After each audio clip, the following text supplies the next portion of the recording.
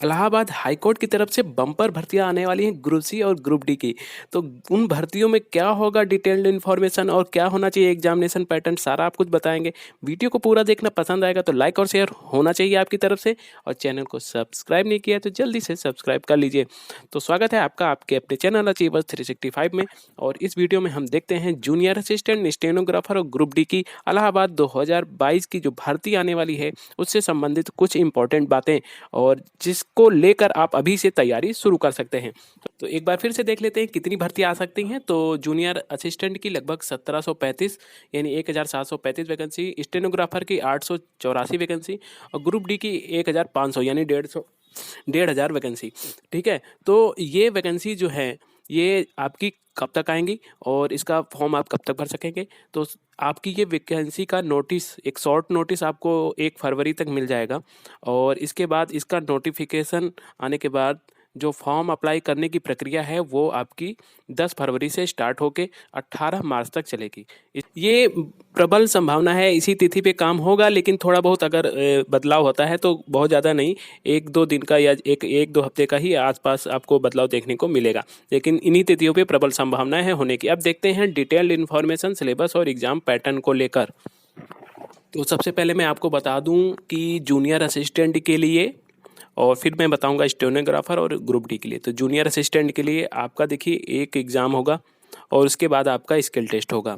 Examination mode online होगा, और इस बार एग्ज़ाम एनटीए करवा रहा है, तो हो सकता है आपका टाइपिंग टेस्ट एग्ज़ाम से साथ साथ ले लिया जाए, क्योंकि अभी देखा गया है इलाहाबाद हाईकोर्ट आरओ की वैकेंसीज़ में टाइपिंग टेस्ट साथ साथ लिया गया है, क्योंकि एनटीए ने कराया था और एक साथ ही लिया था। तो ये पॉसिबिलिटी बनती है, तो इसके लिए आपको पहले से प्रिपेयर रहना होगा, टाइपिंग पहले से तैयार कर लेनी होगी। तो टाइपिंग के लिए आपको हम बता देंगे, इलाहाबाद हाईकोर्ट की जूनियर असिस्टेंट की टाइपिंग में पहले जो है कृतिदेव मंगल दोनों लिया जाता था हिंदी फॉन्ट, लेकिन अब जो है सिर्फ और सिर्फ मंगल फॉन्ट ही एक्सेप्ट होगा। ठीक है, हाल में जो इलाहाबाद हाई कोर्ट की टाइपिंग हुई है एपीएस की, उसमें सिर्फ और सिर्फ मंगल फॉन्ट एक्सेप्ट हुआ है। तो अभी आप ये जान लीजिए कि सिर्फ और सिर्फ मंगल फॉन्ट की तैयारी आपको करनी है। तो एग्जामिनेशन पैटर्न जो है जूनियर असिस्टेंट का और स्टेनोग्राफर का सेम ही है, और ग्रुप डी का भी यही रहेगा। आपका जो है 4 सेक्शन होंगे, एक सेक्शन मैथमेटिक्स का होगा, एक सेक्शन आपका हिंदी का होगा, एक सेक्शन आपका इंग्लिश का होगा, और एक सेक्शन आपका जीएस का होगा। तो 25-25 क्वेश्चन होंगे, टोटल 100 क्वेश्चन होंगे। 100 क्वेश्चन के 100 जो है नंबर आपको मिलेंगे, एक नंबर का एक क्वेश्चन आपका रहेगा। ठीक है, और इसके अलावा कोई अगर इसमें चेंज आता है तो डिटेल नोटिफिकेशन आएगा, तब देख लिया जाएगा, लेकिन अभी एग्ज़ाम की तैयारी करने के लिए इतना काफ़ी है। इसके लिए आप तैयारी शुरू कर दीजिए। इसके अलावा आप टाइपिंग का बता देते हैं। तो जूनियर असिस्टेंट की टाइपिंग के लिए आप जान लीजिए कि आपको हिंदी के मंगल फॉन्ट पे तैयारी करनी है, और इसके लिए जो स्पीड है वो 25 वर्ड पर मिनट यानी 25 वर्ड पर मिनट आपको स्पीड चाहिए हिंदी के लिए। इंग्लिश के लिए आपको स्पीड चाहिए 30 शब्द प्रति मिनट यानी 30 वर्ड पर मिनट इंग्लिश के लिए आपको स्पीड चाहिए। और ये स्पीड अगर आप वहाँ पे गेन कर लेते हैं तो 25 नंबर आपकी हिंदी के टाइपिंग के आपको मिलेंगे, 25 नंबर आपको इंग्लिश की टाइपिंग के मिलेंगे, ओवरऑल टाइपिंग के आपको 50 नंबर मिलेंगे।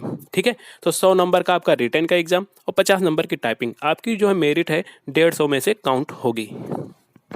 तो अब बात कर लेते हैं इसका स्टेनोग्राफर का जो एग्जामिनेशन पैटर्न बिल्कुल जूनियर असिस्टेंट जैसा ही रहेगा, सेम रहेगा। आपका 4 सेक्शन होंगे, मैथ, जीएस, हिंदी और इंग्लिश, 4 सेक्शन, 25-25 नंबर के चारों सेक्शन रहेंगे। टोटल 100 क्वेश्चन हो जाएंगे 100 नंबर के। ठीक है, उसके बाद आपका 50 नंबर का जो है हिंदी और इंग्लिश का टाइपिंग मिला के 25 हिंदी टाइपिंग 25 इंग्लिश टाइपिंग मिला के 50 नंबर का आपका टाइपिंग, और 50 नंबर का आपका जो है शॉर्ट हैंड, ये आपका 100 नंबर, यानी ओवरऑल स्टेनोग्राफर का मेरिट जो बनेगा वो 200 में से बनेगा। ठीक है, तो ये हो गई स्टेनोग्राफर की बात। टाइपिंग के लिए हिंदी का फॉन्ट जो आपका मंगल ही रहेगा, तो आप मंगल पे फॉन्ट पे ही तैयारी करें। ठीक है, अब बात करते हैं ग्रुप डी की। तो देखिए इलाहाबाद हाई कोर्ट में ग्रुप डी का जो एग्ज़ाम होगा उसमें 2 स्टेज होंगी, एक होगी स्टेज 1 और एक होगी स्टेज 2। इसमें आप किसी को भी प्री और मेंस नहीं कह सकते हैं, क्योंकि दोनों ही स्टेज के नंबर जो है काउंट किए जाएंगे और बराबर काउंट किए जाएंगे। हाँ, कहना चाहें तो आप पहली स्टेज को प्री कह सकते हैं, लेकिन आप ये मान करके चलिए कि आपको दोनों ही स्टेज में अच्छा परफॉर्म करना है, तभी आप ओवरऑल इसमें जो है क्वालिफाई हो पाएंगे। क्योंकि लास्ट टाइम जो कट ऑफ गई थी वो काफ़ी ज़्यादा गई थी, आउट ऑफ 200 194 तक चली जाती है कट ऑफ। तो आप मान सकते हैं कि काफ़ी ज़्यादा कंपटीशन रहेगा, लेकिन पेपर का लेवल भी काफ़ी ईजी रहता है। अगर आप अच्छे से करंट अफेयर पढ़ के जाते हैं तो इसमें अच्छे ईजिली कर पाएंगे, क्योंकि बाकी क्वेश्चन काफ़ी ईजी आते हैं, वो सभी लोग कर लेते हैं। कुछ क्वेश्चन जो गलत होते हैं वो करंट अफेयर या जीएस के ही एक आध क्वेश्चन होते हैं, ठीक है। तो इसके लिए आपको बहुत ज़्यादा एफर्ट नहीं लगाना है, लेकिन कंटिन्यूअस स्टडी जरूरी है। तो इन सारी वैकेंसीज़ का एग्जामिनेशन एनटीए के द्वारा कराया जाएगा और पेपर आपका ऑनलाइन होगा। तो ये भी पॉसिबिलिटी है कि ऑनलाइन पेपर के साथ आपकी टाइपिंग टेस्ट हो जाए, तो टाइपिंग की तैयारी अभी से आपको शुरू करनी पड़ेगी, क्योंकि बाद में टाइम नहीं मिल पाएगा आपको। तो आपने जाना कि आपका एग्जामिनेशन पैटर्न और सिलेबस क्या हो सकता है और किस तरीके से आपका एग्ज़ाम करवाया जाएगा। ये देखिए एक्सपेक्टेड चीज़ें हैं फ़िलहाल, क्योंकि एनटीए अगर कोई चेंज करता है तो आपको शॉर्ट नोटिस में देखने को ज़रूर मिलेगा।